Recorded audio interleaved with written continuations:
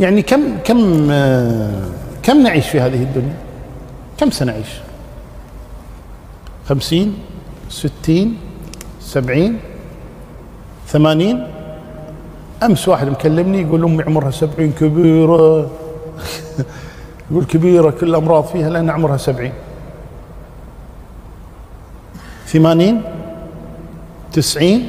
بعد ذلك يصير الإنسان عالة على غيره والموت أحب إليه من الحياة.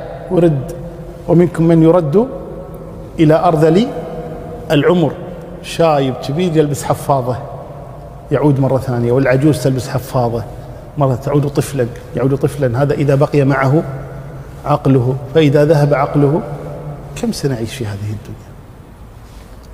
وكم سنعيش في البرزخ؟ وكم سنعيش في الآخرة؟ العاقل يقدرها صح، هذا العاقل يقدرها صح. يعني الآن بالنسبة لي أعطيكم مثال، احنا الآن 1437 صح؟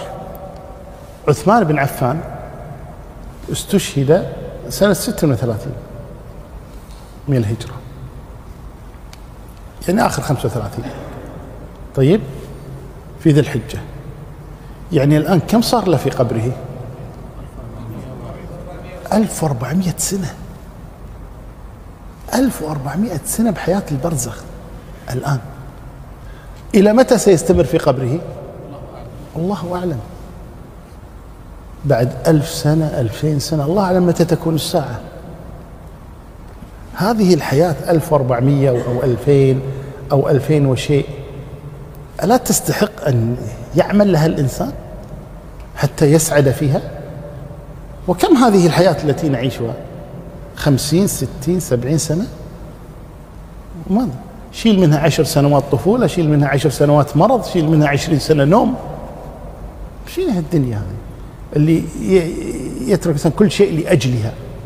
ثم تعال حياة الآخرة، الحياة الأبدية السرمدية الدائمة التي ليس بعدها موت، سواء كان في الجنة أو في النار. صلى الله يجعلنا وإياكم من أهل الجنة. ألا تستحق أن يعمل لها الإنسان ويجتهد لها بدل هذه الحياة التافهة؟ وإذا سميت الحياة الدنيا من الدناءة والحقارة، هذا إذا عاش الإنسان إلى 60 و70. وكلكم يعلم بلا استثناء، تعلمون أشخاصا ماتوا 17 18 20 أقل أكثر، صح ولا لا؟ ما تستحق، ما تستحق. فلذلك النبي صلى الله عليه وسلم يقول لا تجعل الدنيا أكبر همنا ولا مبلغ علمنا.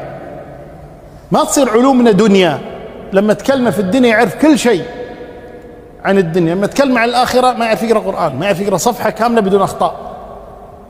لكن بالكمبيوتر شاطر، بالكرة شاطر، بالشاطر أقصد فاهم، شاطر ترى قاطع طريق في اللغة العربية.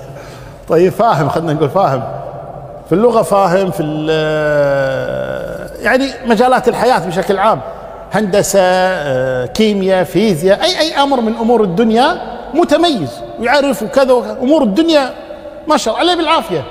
لكن لا يضيع أمور الآخرة. ما يصلح واحد عمره 30 40 سنة يقرأ صفحة من القرآن أخطاء أكثر من الصح، لا يجوز. فعلينا أن نتقي الله تبارك وتعالى في هذه القضية.